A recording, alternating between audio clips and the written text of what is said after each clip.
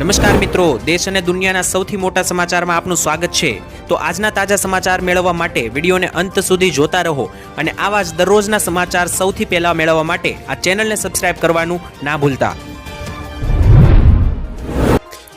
તો મિત્રો આજના પ્રથમ સમાચાર વિશે વાત કરીએ તો ગુજરાતમાં આગાહી સાચી પડી। ભારે તોફાન સાથે વરસાદે આજે મિત્રો ભર ઉનાળે મેઘતાંડવ જોવા મળ્યું અને ગુજરાતની અંદર આખા ગુજરાતની અંદર અત્યારે હાલ ચોમાસા જેવો માહોલ જામ્યો। તેની વચ્ચે આવનારી કલાકો ગુજરાતમાં હજુ પણ ભારે છે, કારણ કે એક સાથે ત્રણ સિસ્ટમ ગુજરાત ઉપર સક્રિય। ત્યારે ગુજરાત ઉપર મિત્રો એક પછી એક નવી સિસ્ટમ આવી રહી છે અને અત્યારે હાલ મિત્રો તમને જણાવી દઈએ તો આજનો દિવસ ગુજરાતમાં ભારે વરસાદ પડ્યો છે અને આગામી 48 કલાક હજુ ભારેથી અતિ ભારે તોફાની પવન સાથેના વરસાદોની આગાહી છે। ત્યારે આજે કઈ જગ્યાએ વરસાદ પડ્યો તો ગીર સોમનાથ જિલ્લાની અંદર મિત્રો 1.5 ઇંચ જેટલો વરસાદ પડ્યો। તેની સાથે કચ્છમાં પણ 0.5 ઇંચ વરસાદ, દ્વારકાની અંદર 1 ઇંચ જેટલો ટોટલ વરસાદ પડ્યો છે। તો મોટા ભાગના વિસ્તારમાં 1-1.5 ઇંચના વરસાદ સૌરાષ્ટ્રમાં પડ્યા છે। જામનગર, રાજકોટ, જુનાગઢ લાગુના કેટલાક વિસ્તારોમાં ભારે માવઠા પડ્યા છે, તો મધ્ય ગુજરાત લાગુના કેટલાક ભાગોમાં પણ ભારે માવઠા।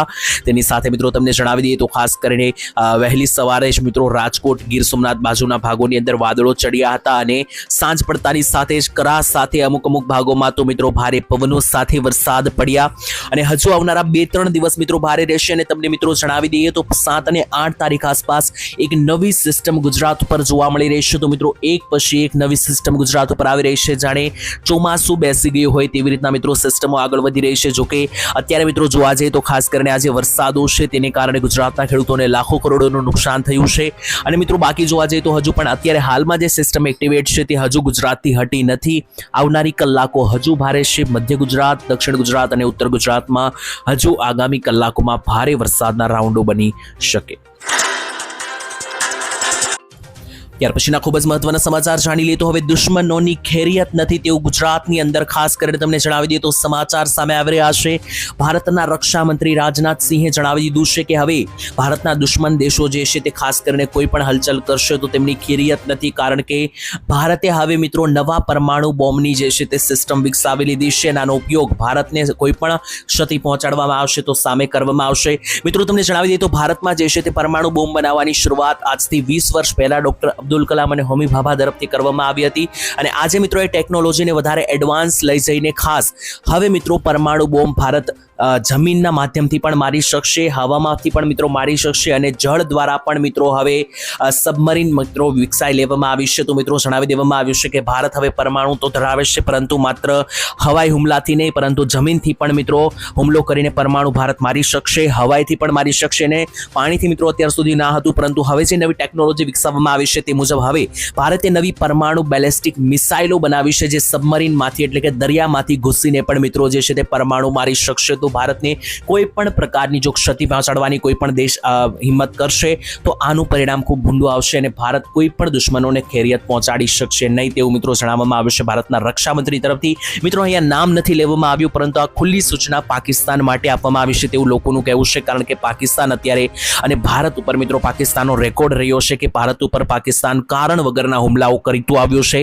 હવે એક વખત પણ જો પાકિસ્તાન ભૂલ કરશે આવી તો પાકિસ્તાન માટે ભૂલ અંતિમ સાબિત થઈ શકે, કારણ કે હવેની જે નવી ટેકનોલોજી દ્વારા વિકસાવવામાં આવેલી ભારતની પરમાણુ સિસ્ટમ છે એ કદાચ એક સિસ્ટમ, એક મિસાઇલ આખું અડધું પાકિસ્તાન ઉડાડી શકે।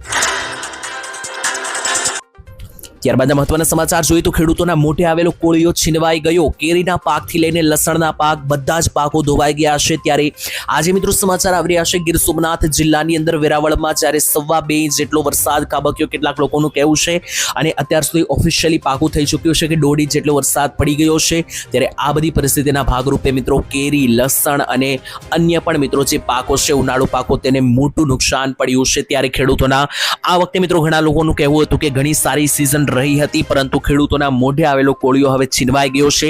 દર વર્ષની જેમ ફરી એકવાર મિત્રો ખેડૂતોને રડવાનો વારો આવ્યો છે, કારણ કે જે માવઠા પડ્યા રહ્યા છે અત્યારે અને હજુ મોટી વાત તો એ છે કે અહીંયા હજુ અંત આવ્યો નથી। આવનારા 7 થી 8 દિવસ હજુ ખૂબ ભારે રહેવાના છે। તો આ જે માવઠા છે એના મિત્રો નંબરો વધી શકે, જે અત્યારે 1-1 ઇંચ છે તે આગળ જઈને 2-2 ઇંચ થઈ શકે અને ખેડૂતોને જે લાખો રૂપિયાનું નુકસાન છે આગળ જઈને મિત્રો કરોડોનું બની શકે। તો આ પરિસ્થિતિમાં ખેડૂતો જે છે તે ખાસ 15 દિવસ પહેલા પણ ખેડૂતોને મિત્રો માહિતી આપવામાં આવી જણાવી હતી કે ખેડૂત મિત્રો તૈયારીમાં રહેજો, પોતપોતાની તૈયારી રાખજો, જે પણ પાકો મિત્રો ખુલ્લા રહ્યા છે તેને ઢાંકી દેજો. છતાં પણ ઘણા બધા ખેડૂત મિત્રોની લાપરવાહીને કારણે ખેડૂતોને લાખોનું નુકસાન થયું છે અને હવે ખેડૂતોની મજબૂરી એવી બની છે કે ખેડૂત હવે કોઈ પણ પ્રકારનો રસ્તો ના દેખાતા સરકાર પાસે પાક નુકસાન સહાયની માંગ કરી છે. પરંતુ હવે જોવાનું રહેશે કે સરકાર ખેડૂતોને પાક નુકસાન સહાય કેટલા સમયમાં પૂરી પાડે છે.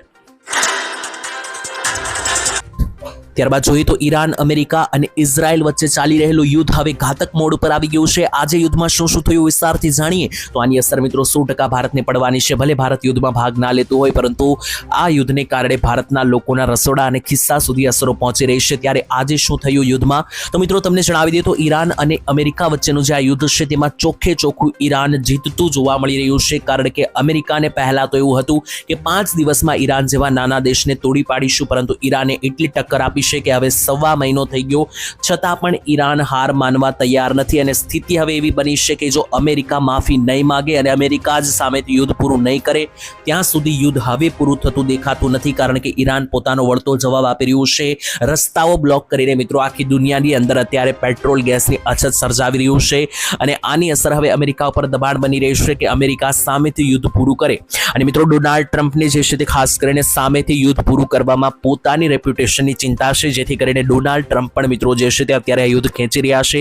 ઘણા બધા નિષ્ણાંતોનું માનવું છે કે ખાસ આ જે યુદ્ધ છે તે ભલે 2 દેશ વચ્ચે હોય, પરંતુ આવનારો જે સમય છે તેની અંદર આ યુદ્ધને કારણે એક દેશે ખૂબ જ વધારે પીડાવું પડી શકે.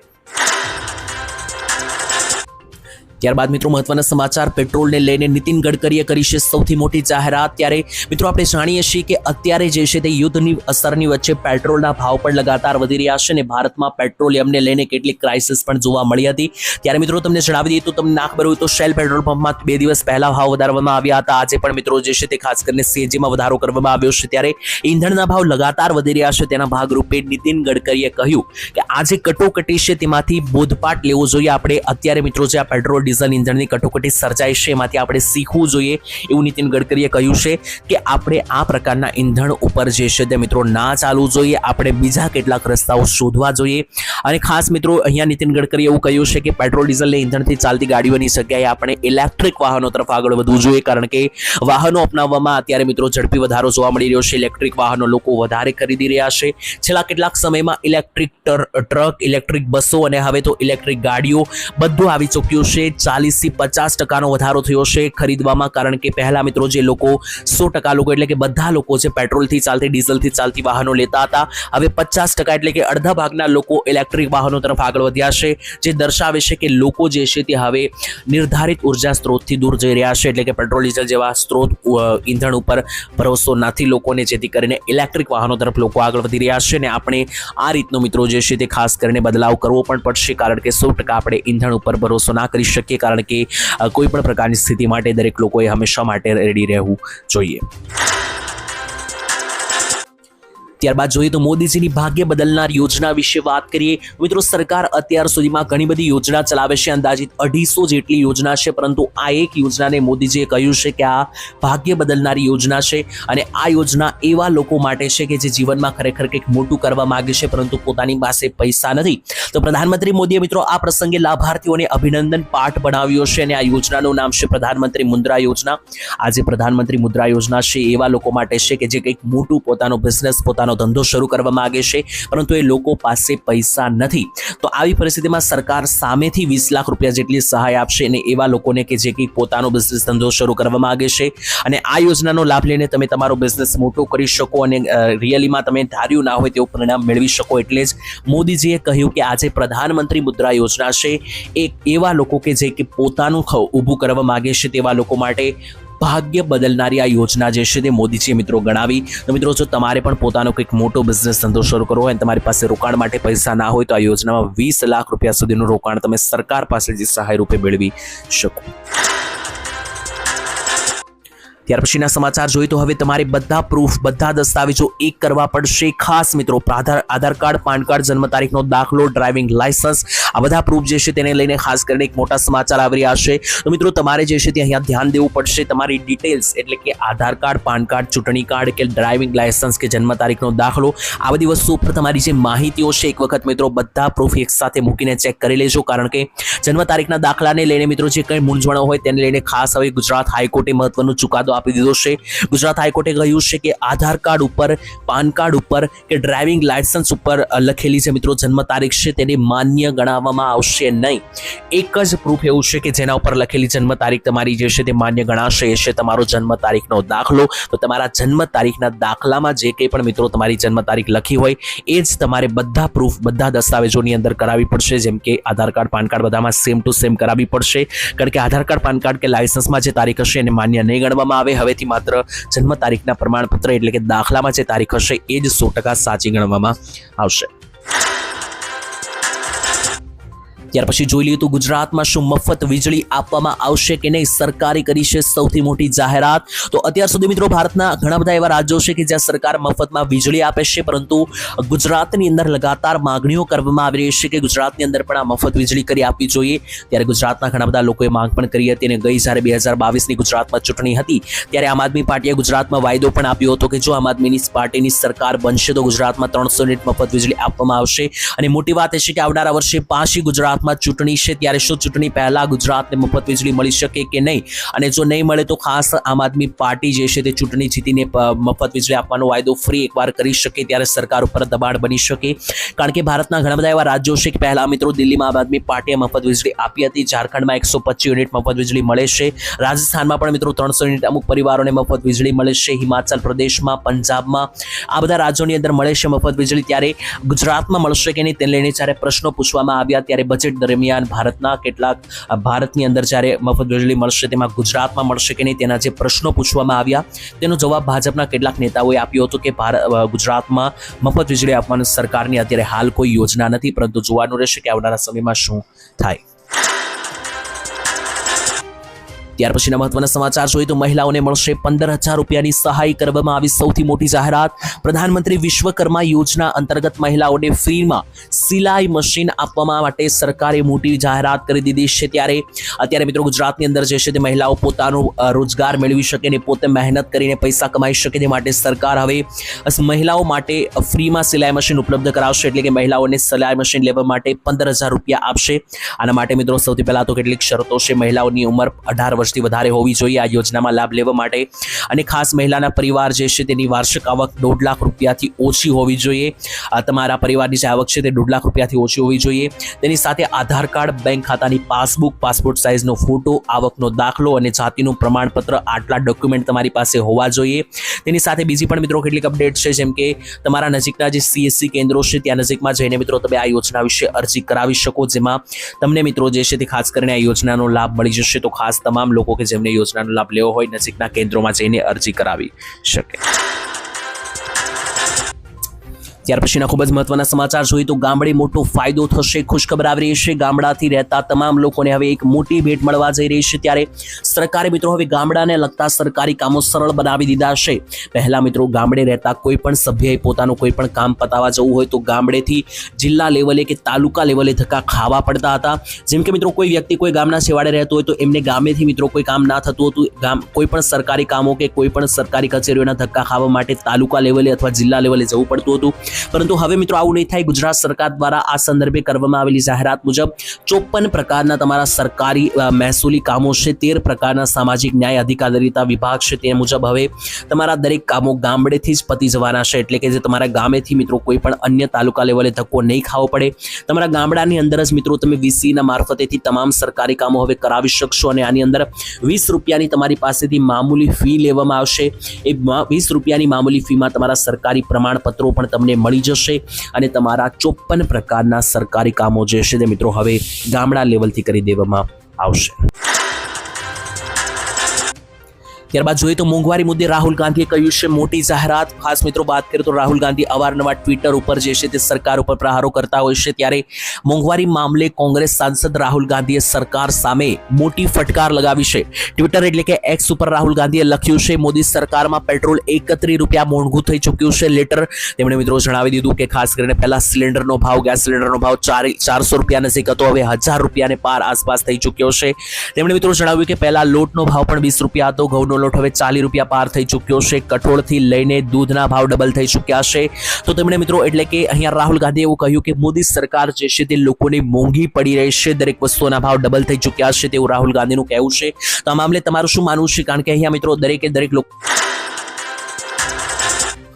ત્યાર પછીના મહત્વના સમાચાર જોઈએ તો શું સ્માર્ટ મીટર હવે ગુજરાતમાં ઘરે ઘરે લગાવવા પડશે ફરજિયાત? તો આનો જવાબ સરકારે હવે આપી દીધો છે અને લોકો છેલ્લા 3 વર્ષથી લગાતાર સ્માર્ટ મીટરનો વિરોધ કરી રહ્યા છે. ત્યારે લાંબા સમયથી દેશના ઘણા બધા રાજ્યોની અંદર સ્માર્ટ મીટર જે છે તે લગાડવાને લઈને હંગામો મચ્યો છે. ત્યારે ઘણા લોકોનું એવું કહેવું છે કે સ્માર્ટ મીટર જે છે તે ખાસ કરીને લગાડવા મોંઘા પડી શકે, કારણ કે લોકોએ એવો દાવો કર્યો છે કે સ્માર્ટ મીટર લગાવ્યા બાદ તેનું બિલ વધારે આવી રહ્યું છે.